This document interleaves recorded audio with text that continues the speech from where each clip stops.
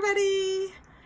So I'm a day late and that's just filming. I don't know how soon I will be able to edit this. I was getting really nervous and I've got a couple of confessions for you. Okay, first of all, I haven't finished reading part 3 as of the filming of this video.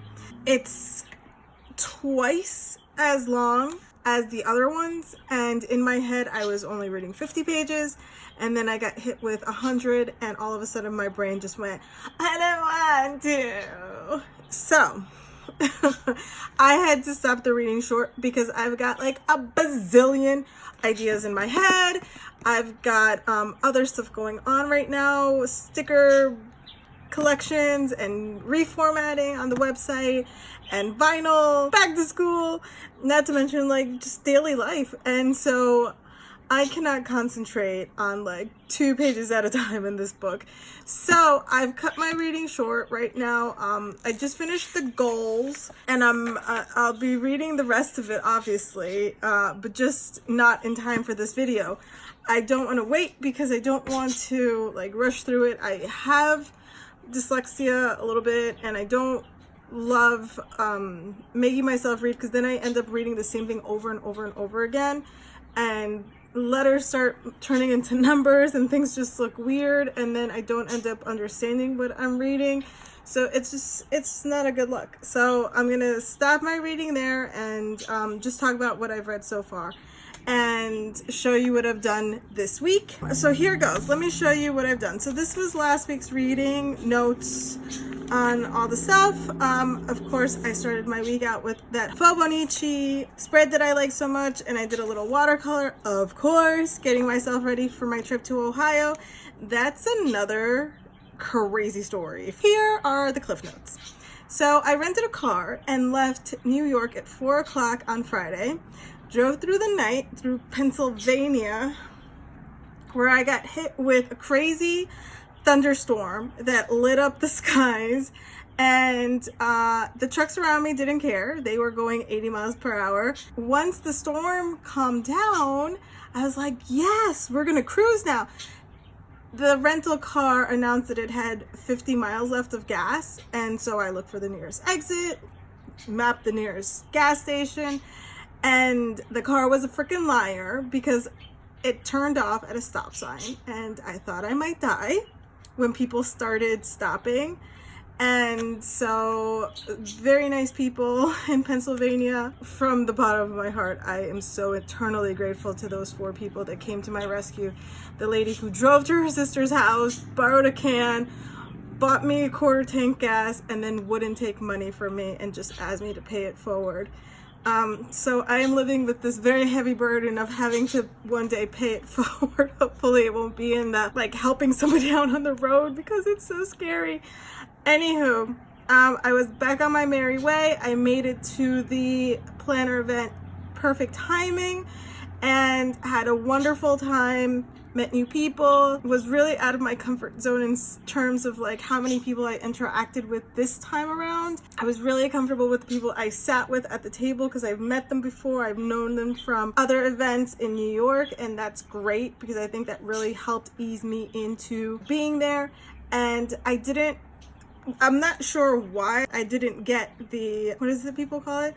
The social hangover, you know, when you're around too many people and all that energy kind of bubbles up, and then the next day you feel like you're hungover, like you've been drinking even though you didn't. I've had that before at other planner events, but this time around I didn't have that, and I think it's probably because I spent 12 hours, not including sleeping. I spent 12 hours back on the road. And the way back was through upstate New York. So I was like kind of circling around the Finger Lakes and coming down that way. And it was gorgeous. It was a beautiful day and just taking in that whole thing. I don't think I will ever do that to myself again. Driving for 22 hours, again, not counting stops, sleeping, and the event, 22 hours plus the thunderstorm, the gas situation. I did all that in a span of 47 hours because I really wanted to get back to my babies. and I will never do that to myself again. Flying is definitely the way to go. I like the bragging rights, being able to say that I did it, but I won't ever do that again. It was a lot, but it was worth it. The event was great. So much out of it, you know, in terms of meeting people that recognize me now, that have seen my work or have seen my videos, or, you know, it's just so wild. It's so crazy. Okay, so let's get back to this. So that was the trip, and that was like the main concern of last week, was gearing up to that, getting ready for that. I did some watercolor on my pages, little stickers here and there. I got the line that cuts off for my B6 size. I'm going to be really honest, it's hard, probably because I should have just cut the pages, honestly. But I didn't. On some pages, like this one, her feet clearly went beyond, and then the painting clearly went beyond. But this page was so beautiful. You know what? I'm not gonna mess with it. I don't want to write over it. There's nothing to write about today. And there's my little girl.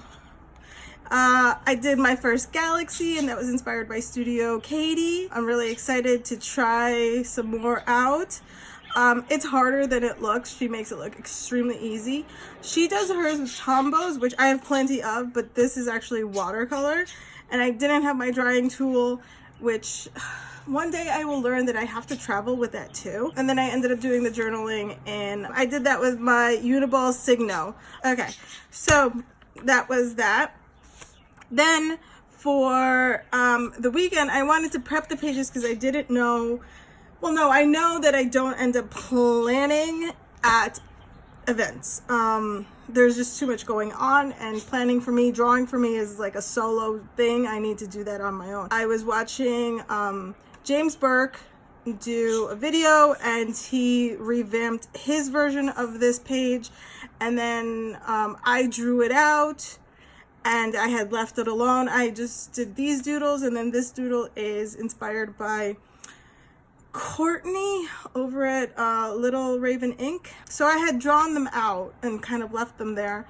And my new favorite drawing pencil, in case anybody cares, because, you know, is a pencil that James Burke was talking about. It's a Mitsubishi pencil, and it's buttery. The red is vermilion, and the blue is Prussian blue. I have issues saying words. Anyways, it's blue. I got this jet pen. It comes unsharpened, in case anybody's wondering. I had drawn them out, I had left them alone, and I went to the event. And then when I came back, of course, I pulled out the HP sprocket. I cut up my little pictures from my collage sheets, planned it all out. I used some of the washi from the event. I've got stuff all over my desk, like literally. This is the only part right here, like tiny, where I don't. This was the washi from the event to match like their colors. I got papers in case you can't see what those look like. There it is, like inverted. That was all the stuff from the event. Moving on. So as you can see, there was not a whole lot of pages this week. Sorry. So before we get into the notes, at the event, there were workshops, of course, and one of the workshops was Tabitha did her no white space sticker kit and how she does it, and when we follow along. In the spirit of the event, I didn't want to just hoard the stickers, which I'm not alone in hoarding stickers, obviously, but I didn't want to do that. I wanted to participate. We were given inserts to play with, and this TN, there's little Annie.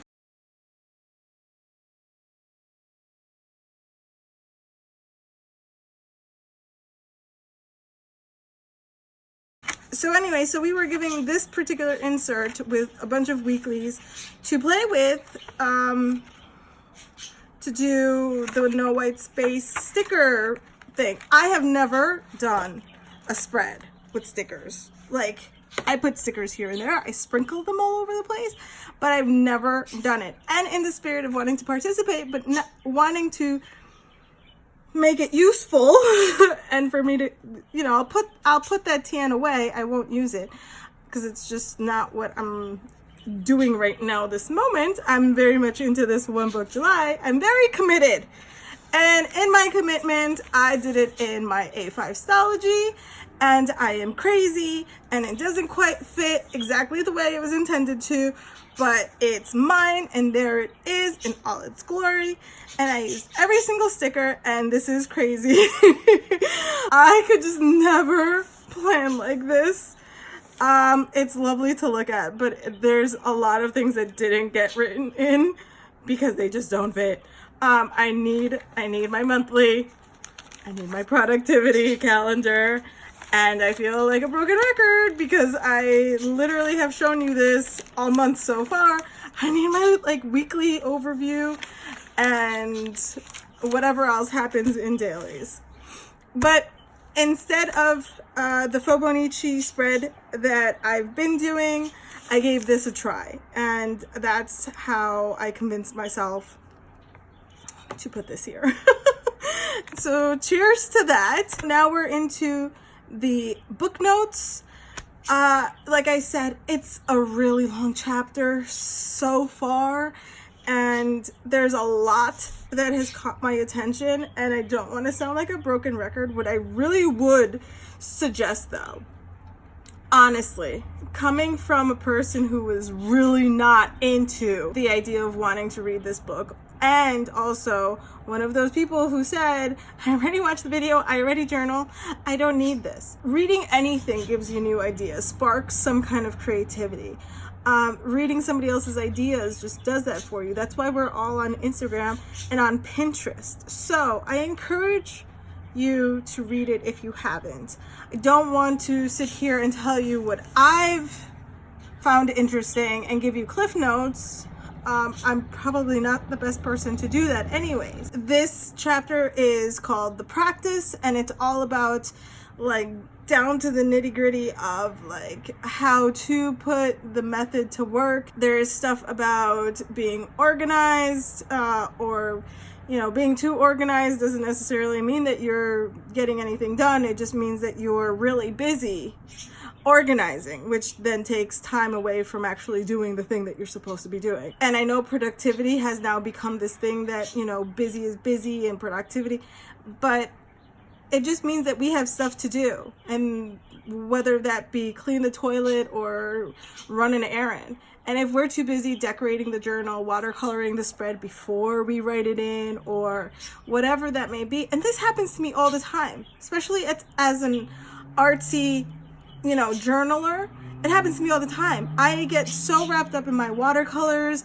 and, you know, decorating it or finding the sticker that goes in here, and then it turns into I'm organizing the sticker. So I feel like I'm doing something productive, but the thing that I need to write down, the stickers that I need to produce for my shop or whatever, that stuff doesn't get done.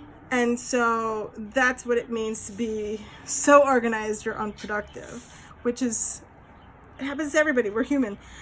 We get distracted by little things, and that's what we need to be careful about. This idea of being better versus being perfect. We're not striving for perfection. Nobody can ever be perfect at anything. So why is that word, why has that standard become like a thing? I don't know. We all make mistakes. It's impossible not to. So lots of stuff in that general direction of, you know, what are we striving for? Is it necessary? If it's not necessary, get rid of it, because the focus should be on what is valuable. I did this thing where I was talking about my TV trackers make me really happy, even though they didn't bring value to my life. And I had a lot of conversations about how happiness is valuable, therefore my TV trackers are valuable. And I 100% agree. Therefore, I take the ideas back from previous weeks. Happiness is valuable. There was something else later on in the chapter about happiness and something that you can't buy, that it's a feeling, and we're really bad at figuring out what makes us happy and how long that feeling of happiness is going to stay with us. It's hard. You know, we keep striving for happy. We keep saying, you know, when I get happy, but what does that really mean? And happiness happens you know, all the time. And it just takes a second to just stop and just acknowledge, get to know yourself, do your reflections. Your reflections can be just as simple as looking through your journal in the morning and setting yourself up. What do I have to do? What is necessary? What changed overnight? What ideas did I wake up with that need to be written down so I don't forget them? Do reflections at night. But I try to do both. I didn't know that they were called reflections, but I tried. The evening reflections means that anything that's still kind of floating in my head that I didn't get to write down, I write down, because if I don't, then I go to bed thinking, I can't forget that, I can't forget that. And then it's like this thing that I have to hold on to, you know, and I'm like clutching not to forget. And of course I will forget it or misplace the thought. And then it also helps if that's like, you know, your last interaction with technology, then that's not my last interaction with technology, and I'm not gonna lie to you. I need to check my phone up until the very moment that I'm going to close my eyes. That's it for now. I know I have more notes here. I know you're dying to know what I wrote down. Get the book, borrow it from the library. It's free. I will see you guys next week. I can make zero promises on when that will be, although we are trying for Wednesday. All right, guys, I will see you soon. Hope to talk to you guys in the comments. Love that. And if you don't know me on Instagram, find me XO_from_Anna. See you guys real soon. Bye. Bye. If you haven't already, please like and subscribe. Don't miss a thing. Thanks so much for watching. Bye. I used the word perfect. Shit. Okay. Anyways.